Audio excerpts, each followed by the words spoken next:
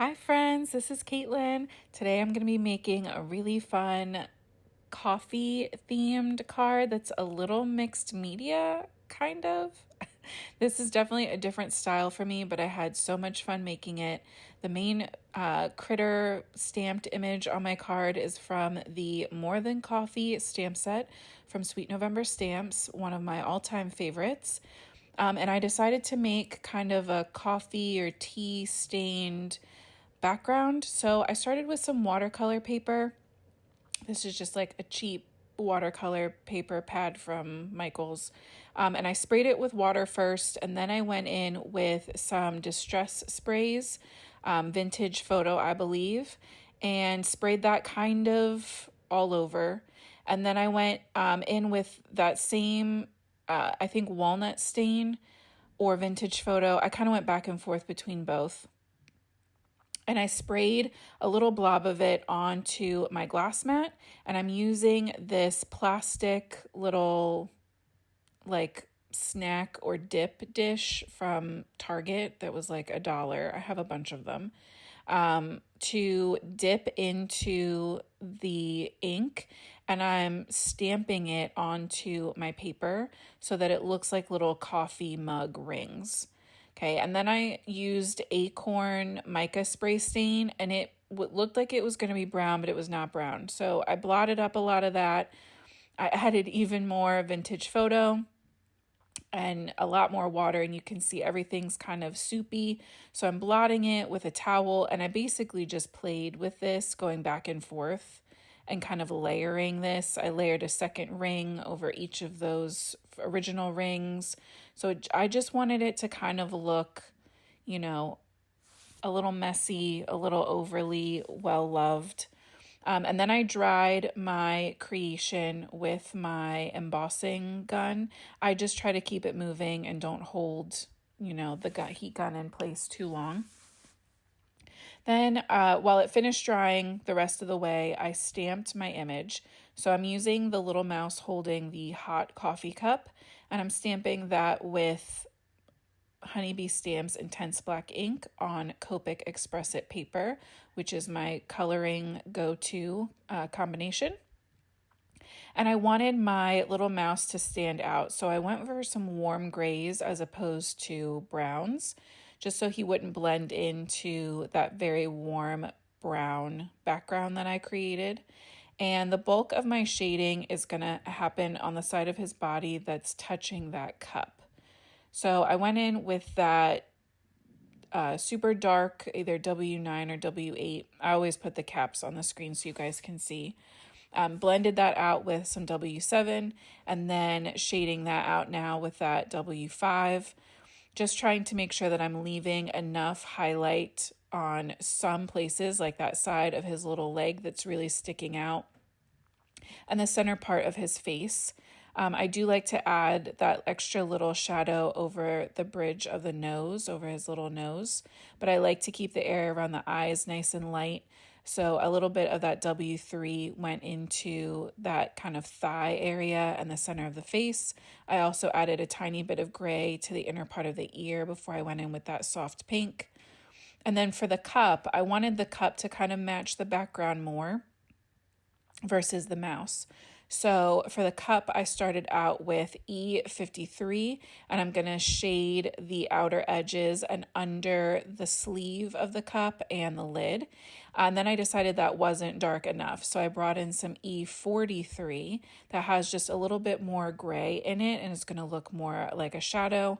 Then I brought in that 53 one more time on top, pulling that color even further than I did originally. Blended that out, and then kind of just worked my way lighter and lighter through the 50s, so 51 and then 50. Then for the lid, I like to use cool gray on the lids. I think it makes it look more like a plastic.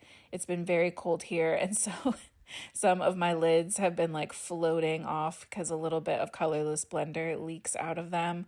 I'm not sure how that works scientifically, but just trust me, it does. So I blended that out with some C0 and I think C1. The sleeve I wanted to look like a craft, right? Like one of those recycled brown paper coffee sleeves. So I'm going in with my 40s. I thought these would be warm enough without being like super orangey. And I really like how this whole combination turned out, especially with the background once it's all put together. For the cup and the lid and the sleeve, I left a little bit of a highlight on the edges.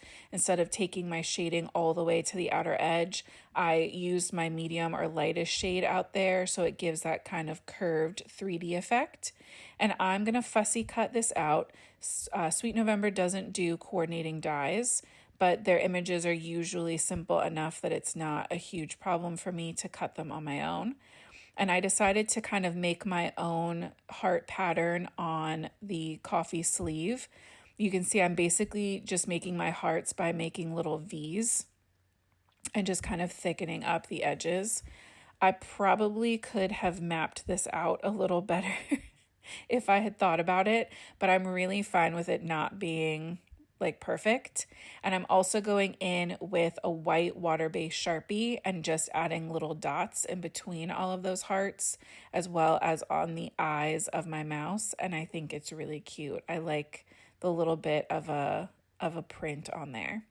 So now to take my watercolor background to the next level, I have these like word very thin pieces of paper from Amazon that I got a while ago just to have for like craft roulette, or, you know, I went through like a little bit of a, not really junk journal, but like art journal kind of phase that I didn't love. I didn't really keep up with it, but I have this whole pack of this really thin, it feels like silky almost, papers. So I tore one of them into pieces, and I'm going to put some on the opposite corners here. So the top right and the bottom left. And I had trimmed down my panel so that it is 5¼ by 4, I believe. I'm pretty sure we have a pretty thin edge around this, a little bit of a matte. And I'm adding it with my Tombow tape runner. There you go, that one right there. To the opposite corners, like I said, I inked it up with some walnut stain and trimmed off the excess so that it would be nice and flush with my cardstock. And then I decided that it still needed some more distressing. So I'm going to go in with walnut stain first and ink up the edges. And I didn't mind that some of the corners kind of popped up. In fact, we're going to emphasize that here in a minute. But the walnut stain wasn't dark enough. So I ended up bringing in Scorched Timber as well, which is one of the newer colors of distress ink. And you can see there at the top, that paper really started to peel back. So I really leaned into it. And once we're done inking, I'm going to add the tiniest little bit of liquid glue and actually glue it like over so that it's folded over permanently on the those two little corners that are kind of folded now. I also went in with some more of the walnut stain and just splattered with a really thin brush because I wanted it to look like, you know, some of those rings and stains were coming from underneath, but I also wanted some distressing and wear and tear to be universal kind of across my whole little scene here.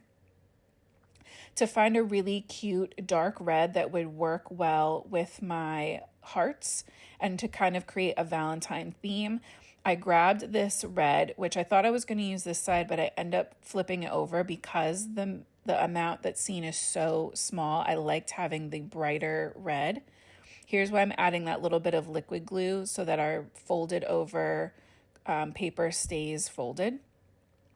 But because we're not going to have a lot of red showing, I ended up wanting the brighter side of this cardstock. And this is from one of the Christmas paper packs from Honeybee Stamps. And it does have a white core. So I went over all of the edges with my red marker. And this is when I realized that there was a brighter side. I also knew I wanted to heat emboss my sentiment, which ended up not being the best idea I've ever had because I did it directly onto my watercolor paper, and I used the rough side of the watercolor paper, not the smooth, so it didn't stamp super clearly.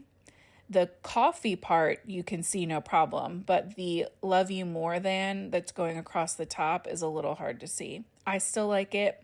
I showed it to my husband. He still generally got the idea. He knew what it said, or he knew, like, you know, where I was going with it. But just keep in mind, if I was going to do this over again, I would use the smooth side if I had known I was going to be embossing right onto it.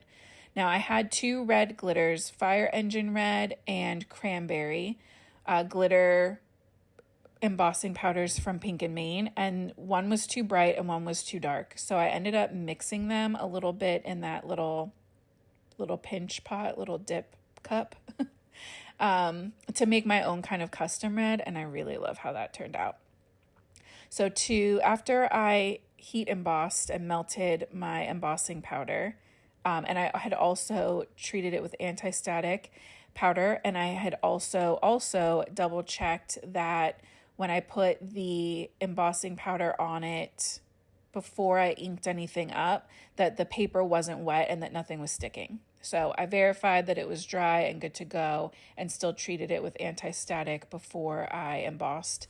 And then once everything was melted, I'm going in with the tiniest little, it's like a 0.1 teeny tiny little pen, and just kind of adding a little bit of a drop shadow to the small and big letters just to help them stand out a little more. And this is where you can see that slightly brighter side of that red paper. So I'm adding a ton of my Tombow adhesive runner to the back of my watercolor paper just because it is textured and did have so much water on it. I wanted to make sure that it stuck. And you can see that little sliver of red shows all the way around. I think it's so cute. When it was time to add my mouse, I decided I really wanted to create a little shadow for him, a little grounding space. So I'm going in with my W9, blending that out with some W7 and 5. And I think I even ended up bringing in some 3, just so he has a little place to stand. He's not just floating on the letters. And then I had these red clay hearts, red, white, and pink clay little hearts from Michaels, but the red was a really bright red. So I ended up coloring it with some of my Copic, one of my Copic darker reds, just to kind of tint it. And that actually worked out really good. So if you ever have to do that, highly recommend. You can kind of tint your clay pieces. So I added 2 whites and 1 red just to kind of bring in the white dots from the cup as well. And I added my little mouse with some foam tape.